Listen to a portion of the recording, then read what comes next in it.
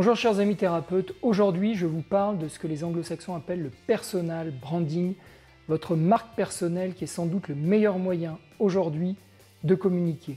Si c'est votre première venue sur cette chaîne, eh bien je vous souhaite la bienvenue. N'hésitez pas à vous abonner et à activer les notifications pour du contenu 100% dédié aux thérapeutes, à liker cette vidéo naturellement s'il vous plaît. Je vous dis à très vite.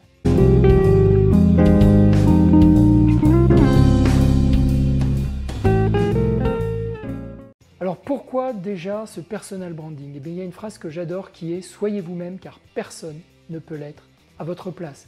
Qu'est-ce que ça veut dire? Ça veut dire qu'en construisant votre marque personnelle, eh bien, vous évitez toute forme de concurrence car vos concurrents eh bien, ne peuvent pas être vous-même. Ils n'ont pas votre histoire, ils n'ont pas votre personnalité, donc c'est le meilleur moyen de se différencier. La deuxième raison, c'est tout simplement qu'aujourd'hui, il y a une énorme défiance par rapport aux grandes entreprises, par rapport aux grandes marques.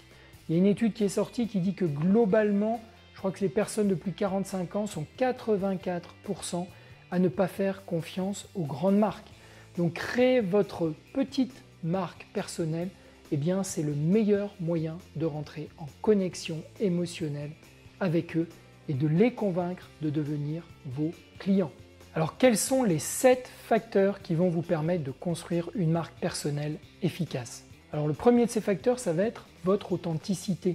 Alors l'authenticité, ça va être d'essayer dans cette communication sous ces différents formats de rester vous-même naturel.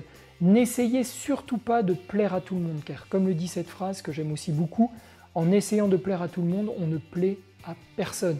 Donc oui, certaines personnes ne vont pas apprécier votre personnalité, votre manière de parler, que sais-je, votre apparence, mais ce n'est pas grave, car certaines autres personnes vont réussir à rentrer en connexion émotionnelle avec vous grâce à cette authenticité, et ça va être donc beaucoup plus facile d'établir une relation de confiance qui va les amener à devenir vos clients.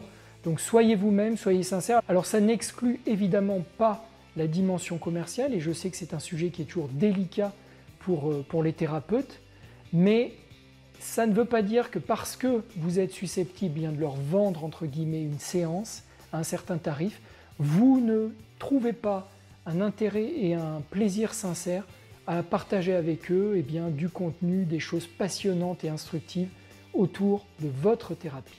Le deuxième de ces facteurs, ça va être la cohérence globale de cette marque personnelle que vous êtes en train de créer. Il faut que toute votre présence, que ce soit sur les réseaux sociaux, que ce soit sur des flyers, sur un site internet, ait cette cohérence. Alors cette cohérence, elle peut se construire à travers différentes choses. Elle peut se construire à travers votre image, quand on parle de personal branding, c'est-à-dire le fait que les gens petit à petit commencent à identifier votre visage. Donc ça veut dire aussi que vos représentations, les visuels vous représentant doivent aussi avoir une certaine cohérence, avec par exemple pas trop de variété de tenues vestimentaires ou de coupe de cheveux. Il faut que les gens puissent vous identifier facilement. Cette identification, cette cohérence va passer aussi par le choix de votre charte graphique par exemple, de vos couleurs, des polices de caractère que vous utilisez, par la manière dont vous construisez vos visuels. Enfin tous ces éléments doivent permettre à cette personne en un clin d'œil d'identifier votre travail, votre communication. Le troisième de ces facteurs, ça va être raconter votre histoire. Les gens adorent qu'on leur raconte des histoires. Alors quand vous construisez votre marque personnelle, il faut que vous racontiez votre propre histoire. Et forcément, cette histoire est en lien et en connexion avec ce que vous proposez aujourd'hui. Donc c'est à vous de faire l'exercice de faire comprendre le cheminement qui a été votre cheminement de vie et qui vous emmène aujourd'hui à être thérapeute.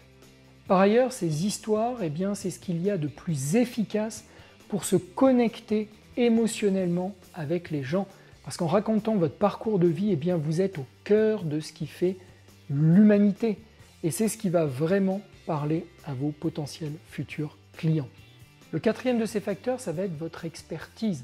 Alors on a parlé de marque personnelle, on a parlé de cette cohérence, de votre sincérité. Tout cela c'est bien beau, mais il faut que ce soit au service du partage que vous allez avoir de votre expertise. Il va falloir que cette marque personnelle transpire votre expertise. Et vous avez forcément une expertise importante. Métiers thérapeutes sont des métiers difficiles qu'on fait souvent par passion, Donc si vous êtes passionné, eh bien ça veut dire que vous vous intéressez, que vous lisez, que vous vous formez en permanence à votre discipline. Donc vous avez forcément énormément de choses à partager avec vos potentiels futurs clients. Donc n'hésitez pas, alors moi il y a un petit truc que j'aime bien qui est d'imaginer que vous devez devenir pour ces futurs potentiels clients, bien d'une certaine manière l'ami expert qui va de manière sincère, authentique partager avec eux un savoir qu'il a. Le cinquième facteur qui va être extrêmement important, c'est votre proposition de valeur unique, autrement dit votre positionnement. Qu'est-ce que vous apportez à vos clients qui est unique? Alors évidemment, votre parcours de vie, votre sincérité, votre authenticité, tout cela y contribue. Mais vous devez être capable de résumer de manière très simple en une phrase percutante ce que vous proposez d'unique. C'est ce qu'on appelle donc le positionnement. Et en commentaire de cette vidéo, je vous mets à disposition gratuitement ma méthode qui s'appelle l'Ikigai du thérapeute et qui va vous permettre de manière ludique de construire un positionnement qui soit inspirant et efficace. Efficace, c'est-à-dire cohérent économiquement. N'hésitez pas à en profiter. Alors le sixième facteur, ça va être la visibilité. Car si vous construisez cette marque personnelle en vous appuyant sur votre authenticité, sur votre parcours de vie, votre histoire personnelle, votre expertise, une proposition de valeur unique, mais que personne n'en entend jamais parler, bien évidemment, ça ne servira d'une certaine manière à rien. Alors cette visibilité, vous pourriez la construire à travers de la publicité payante, ce que d'ailleurs je vous conseille dans certains contextes très spécifiques de faire, mais vous n'avez pas forcément les moyens de travailler cette visibilité par ce biais-là. Donc le seul moyen qui vous reste, et c'est d'ailleurs très souvent le plus efficace surtout au début, ça va être de devenir très actif et de le rester, d'être persévérant par rapport à cette présence que vous allez avoir sur différents canaux qui peuvent être des canaux online comme offline. Nous y reviendrons. Enfin, le dernier de ces facteurs, le septième, ça va être de développer votre réseau. C'est extrêmement important pour votre succès en tant que thérapeute. D'accord ? Alors votre réseau, il va vous apporter du soutien. Et vous savez qu'on fait encore une fois un métier difficile où la solitude notamment est parfois très lourde à porter.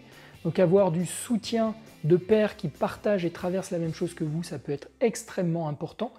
Vous allez aussi avoir d'autant plus d'opportunités de collaboration de clients. Certains de vos collègues de votre réseau vont pouvoir vous envoyer des clients.